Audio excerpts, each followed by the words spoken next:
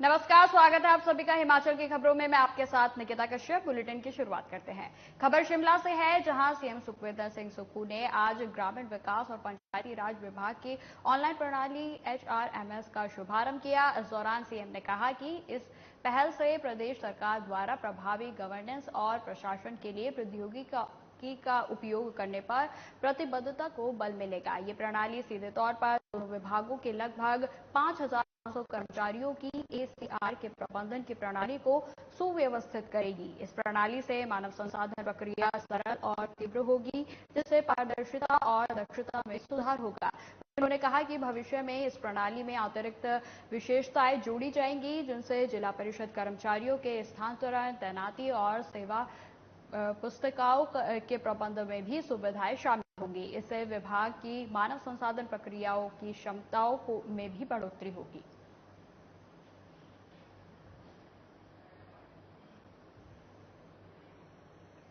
अब खबर शिमला से है, जहां सीएम सुखविंदर सिंह सुक्खू ने सचिवालय में डिजिटल प्रौद्योगिकी और गवर्नेंस विभाग की समीक्षा बैठक की अध्यक्षता की। इस दौरान उन्होंने सभी सरकारी विभागों में ई-गवर्नेंस प्रणाली लागू करने के महत्व पर बल देते हुए कहा कि ये पहल फाइल कार्य में तेजी लाने और दक्षता सुनिश्चित करने में महत्वपूर्ण साबित होगी। इसी के साथ उन्होंने सभी सचिवों, विभागाध्यक्षों, उपायुक्तों और उपमंडल अधिकारियों को ई-ऑफिस प्रणाली अपनाने और तकनीकी प्रगति का लाभ उठाने के निर्देश दिए।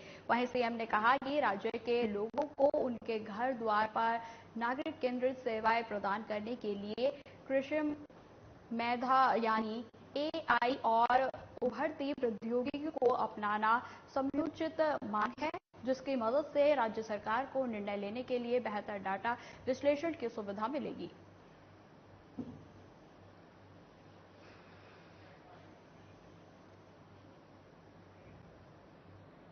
शिमला की भट्टा खूपर फल मंडी पराला शिफ्ट हो गई है। आपको बता दें कि बागवान मंत्री जगत सिंह नेगी ने पंचायत राज मंत्री अनिरुद्ध सिंह शिमला के फल मंडी का निरीक्षण करने पहुंचे, जहां उन्होंने मंडी के क्षतिग्रस्त हिस्से का निरीक्षण किया और मंडी के सुरक्षित हिस्से में ही कारोबार शुरू करने की बात कही और इसके लिए कमेटी का गठन भी किया गया। वहीं आपको बता दें कि जो 24 घंटे के अंदर अपनी रिपोर्ट सौंपेगी। साथ ही आढ़तियों को किलो के हिसाब से सेब खरीदने की सख्त हिदायत दी। इसके अलावा आढ़तियों, बागवानों की समस्याओं को भी सुना।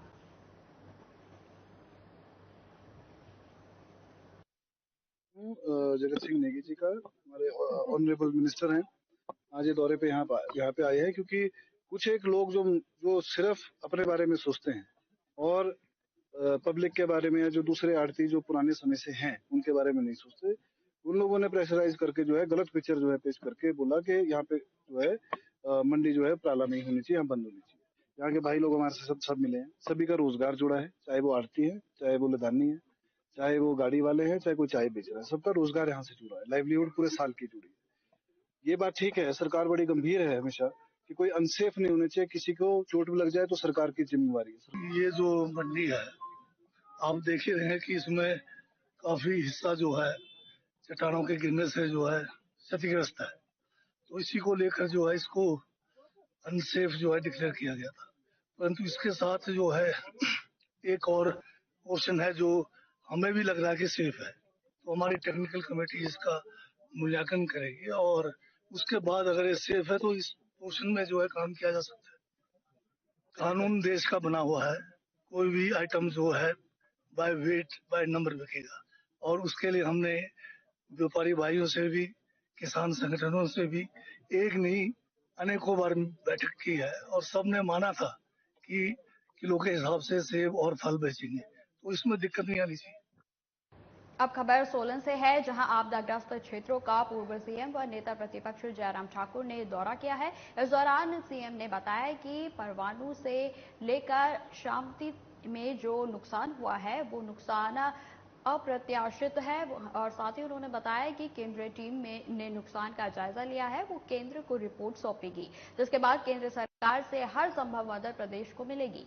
वहीं पूर्व सीएम ने यह भी बताया कि अवैध खनन सहित भारी बरसात सभी कारण इस नुकसान के हैं और प्रदेश को संभव पीड़ितों को हर संभव मदद करनी चाहिए।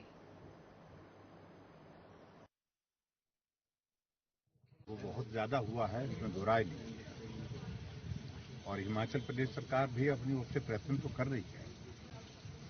और मैं इस बात को जरूर कहना चाहूँगा कि केंद्र की ओर से प्रदेश सरकार को इस संकट की घड़ी में पूरी मदद मिल रही है, पूरा सहयोग दिया जा रहा है। और हम विपक्ष के दल होने के बावजूद भी हमारी एक ऑनेस्ट कमिटमेंट है कि हम गवर्नमेंट को इस संकट की घड़ी में पूरा सहयोग देंगे और दे भी रहे हैं।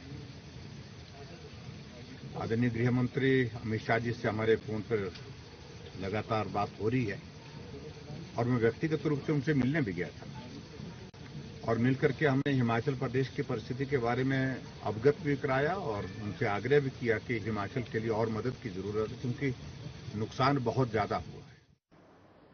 हमीरपुर कर्मचारी चयन आयोग के निलंबन के बाद अभी तक पेंडिंग भर्तियों के रिजल्ट घोषित न होने से नाराज अभ्यर्थी उपायुक्त कार्यालय के बाहर अनिश्चितकालीन धरने पर बैठ गए हैं। पोस्ट कोड 962 के अभ्यर्थियों ने सरकार को 15 दिन के अंदर पेंडिंग रिजल्ट घोषित करने की मांग की है। वहीं पोस्ट कोड 962 के अभ्यर्थियों का कहना है कि हमीरपुर कर्मचारी चयन आयोग के भंग होने के 7 महीने के बाद भी पेंडिंग रिजल्ट घोषित नहीं किए गए हैं। इस पोस्ट कोड में धांधली होने के शक के आधार पर एक ढाबे मालिक पर एफआईआर दर्ज भी की गई है। वहीं उनका कहना है कि सरकार जानबूझकर मुकदमेबाजी में फंसा रही है ताकि ज्यादा लोग जो है वो भर्ती ना करें। 62 के अभ्यर्थी आज शिमला में अनिश्चितकालीन धरने की शुरुआत पर आए हैं और हमारी सबसे बड़ी मांग ये है कि 15 दिन के अंदर सरकार हमें ज्वाइनिंग दे। जैसा कि आप सभी को पता है कि पेपर लीक प्रकरण के बाद सरकार ने दिसंबर में हमीरपुर बोर्ड को बंद कर दिया गया था। उससे बाद जो भर्तियां थी वो लंबे समय के लिए फंस गई थी। लेकिन जब हमीरपुर बोर्ड को बंद किया गया था तो सरकार ने हमें कहा था कि 30 दिन के अंदर हम लंबित परिणाम को घोषित करेंगे। 30 दिन या 60 दिन का समय सीएम साहब ने खुद दिया था। उसके बाद भी अभ्यर्थी लगातार सीएम साहब से मिलते रहे और आप सभी मीडिया बंधुओं के माध्यम से हमें पता लगता रहा है कि सीएम साहब ने लगातार हमें 10 या 15 दिन में रिजल्ट निकालने की बातें कही है। लेकिन आज 7 मंथ बीत जाने के बाद भी रिजल्ट के नाम पे हमें कुछ नहीं निकाला जा रहा है और हमें बताया जाता है कि अभी जांच चल रही है। हिमाचल सरकार द्वारा इस बार किलो के हिसाब से सेब खरीदने का फैसला लिया गया है और सभी मंडियों में किलो के हिसाब से ही सेब खरीदने के सख्त निर्देश जारी भी कर दिए गए हैं। लेकिन मंडियों में आढ़तियों के लिए तोलकर सेब खरीदना आफत बन गई है। ऐसे में अब आढ़ती सरकार के इस फैसले के विरोध में उतर आए हैं और हड़ताल पर चले गए हैं। वीरवार को भट्टाकू फल मंडी में करसोग कोटखाई ठियोग से बागवान अपना सेब लेकर पहुंचे, लेकिन फल मंडी में आज आड़त पूरी तरह से बंद कर दी गई और आड़तियों ने सेब खरीदने से मना कर दिया, जिससे बागवान बेहद ही परेशान हैं। वहीं बागवानों ने सरकार से आड़तियों की मनमानी पर नकेल कसने की गुहार लगाई है। बोलने का मौका दिया। हम खरसोग से आए हुए हैं और हमारा नाम सोमखर शर्मा है। हम कल 4 बजे घर से चले हुए, अभी हम पहुंच रहे हैं। बहुत दिक्कतों का सामना करना पड़ा, खाना नहीं खाया हुआ। देखो आप हमारी स्थिति देख रहे हैं और इधर जो है मंडी बंद है। किलो के हिसाब से तो सेब अच्छा बिक रहा है, पर जो इसमें थोड़ी सी नेकलजेंसी है, जैसे 24 किलो का बॉक्सा है जिसमें 22 किलो है, 2 किलो काट कर रहे हैं और साथ में जो है हमारा जो है कॉटन जो है उसका पैसा भी गवर्नमेंट दे। देखो सबसे बड़ी बात ये है कि हम ग्रोवरों को हर जगह कुचला जाता है, चाहे कहीं भी हो, उनको पर ध्यान नहीं रखा जाता। जबकि किलो के हिसाब से पेटी एक पेटी में 25 24 किलो आता है। हमको तो सिर्फ 22 किलो के हिसाब से देते, तो 2 किलो पेटी के पीछे कटा जाता था। दूसरी बात, जो मंडी बंद हुई है इसका नुकसान किसका? ग्रोवर का नुकसान है। आज ग्रोवर कहाँ ले जाएंगे पेटी में? और दूसरी, इनको क्या प्रॉब्लम है आदमियों को कि अगर हम किलो के हिसाब से ले रहे हैं तो उनको क्या तकलीफ है? कटी तो हमारे से जाएगी हो, इनसे तो नहीं कटी जाएगी हो। अब खबर सोलन से है, जहां परवाणु राष्ट्रीय उच्च मार्ग पर 4 लेन से कई घर जमीनों दोस्त हो गए। परवाणु से लेकर धर्मपुर तक कई लोगों को अपने आशियाने छोड़कर जगह जगह रहना पड़ रहा है। इस 4 लेन में जमीनोदोज हुए घरों के मालिक 4 लेन निर्माता कंपनी से उचित मुआवजे की मांग कर रहे हैं ताकि वो फिर से अपना जीवन शुरू कर सके। साथ ही पीड़ित लोगों ने सरकार से भी मांग की है, जब तक 4 लेन अच्छे से कार्य नहीं करता है तब तक सनवारा में टोल टैक्स भी बंद होना चाहिए। इसको लेकर जाबली पंचायत की प्रधान कल्पना गर्ग ने बताया कि 4 लेन की वजह से जिसके घर और जमीन नष्ट हुई है उनको उचित मुआवजा मिलना चाहिए। पूरा क्लेम दे, मतलब जितनी मंजिली बिल्डिंग है वो तो उसका भुगतान हो करे। अब इन्होंने पर टोल प्लाजा किया, क्योंकि ये तो अपना जो भी सड़क करी है उसका वो तो अपना पूरा कर रहे, टोल टैक्स लेके जो ग्रामीण लोग हैं उनसे भी ले रहे, जबकि उनको छूट मिलनी चाहिए। अब एनएच बनाए नहीं है तो अपना जो इन्होंने लगाया इसमें पैसा ये तो अपना पूरा कर रहे, अब हमारा भी यहाँ पर पूरा करें। मैं 5-7 साल से इनके पीछे पड़ा हुआ, पत्राचार मेरा चला और पहले भी इन्होंने मेरा भारी नुकसान किया। इस टाइम काम चला था तो पानी इन्होंने पूरा डाइवर्ट इधर को कर दिया। प्रशासन ने भी कोई नहीं सुनिया सर, कोई ऐसे 2 दिन तक तो कोई नहीं आया यहाँ पर। पहले और एनएच वाले तो अब तक नहीं हुए खड़े। जो ये एनएचए की तरफ से जो नुकसान हुआ है, विधायक जी ने भी हमें यही आश्वासन दिलाया है कि हम पूरा प्रयास करेंगे और एनएचए की तरफ से भी जो भी बनता है लोगों का, आप देखिए ना, आप करोड़ों करोड़ों का जो बिल्डिंग है लोगों की बहगी है। कोई सर एम्प्लॉइज लोग हैं, ये लोग जिनका ये यहाँ से उधर तक नुकसान हुआ है, तो ये एम्प्लॉइज लोग हैं, मेहनत की कमाई है, कोई ऐसी कमाई तो है नहीं। तो अभी जरा फंसे हैं लोग, क्योंकि हमारे लिंक रोड भी खत्म हो गए। जैसे हम निकलेंगे, हम रस्तों पे निकलेंगे, हम टोल तो हम निकलने ही नहीं देंगे सर, अब क्योंकि हमने अपनी जमीनें भी दी और जमीन से हम अब हमें बोलते हैं कि आपको सुविधा दी है। ऐसी सुविधा क्या करनी है जिससे असुविधा ही बनी पड़ी है हर वक्त। कांगड़ा जिले में लगातार हो रही बारिश के चलते उद्यान विभाग को 140 लाख रुपए का नुकसान हुआ है। वहीं जिले के उद्यान विभाग के डिप्टी डायरेक्टर कमलशील लेगी ने जानकारी देते हुए बताया कि 10 दिनों से लगातार हो रही बारिश उद्यान विभाग की बात की जाए तो 140 लाख का नुकसान हुआ है। वहीं लेगी ने बताया कि 125 लाख रुपए से चेक डैम बन रहे हैं या वाटर डिस्ट्रीब्यूशन टैंक बन रहे हैं, उनका जो रिस्टोरेशन वर्क होना है उसके लिए लगभग 125 लाख का फंड चाहिए होगा जो हमारा नुकसान हुआ है। उन्होंने बताया कि उसके अतिरिक्त ज्वालाजी जखोटा जगह में भी एक प्रोजेक्ट है जहां पर 1,80,000 का नुकसान हुआ है। जैसे देख पा रहे हैं कि पिछले 10 दिन से जो है लगातार वर्षा हो रही है, 7-8 जुलाई से लेकर, और उद्यान विभाग की जहां तक बात है, हमारे विभाग को लगभग 140 लाख का जो है नुकसान हुआ है।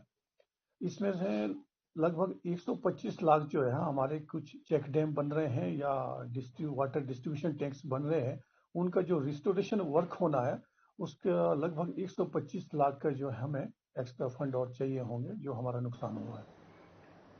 सिरमौर जिले में अवैध माइनिंग को रोकने और इस पर अंकुश लगाने को लेकर आज नाहन में बैठक का आयोजन किया गया, जिसमें माइनिंग से जुड़े सभी विभागों के अधिकारियों ने हिस्सा लिया। इस बैठक का उद्देश्य जिले में कई स्थानों जैसे पोंटा साहिब, काला अम्ब क्षेत्रों में माइनिंग को लेकर जांच और निगरानी पर चर्चा करना था। वहीं आपको बता दें कि बैठक की अध्यक्षता उपायुक्त सुमित खिमटा ने की। इस दौरान उन्होंने बताया कि प्रदेश सरकार अवैध माइनिंग को लेकर बहुत गंभीर है और इसे रोकने के लिए आज इस बैठक में कई निर्णय लिए गए हैं और नियमित जांच करने के निर्देश भी दिए गए हैं।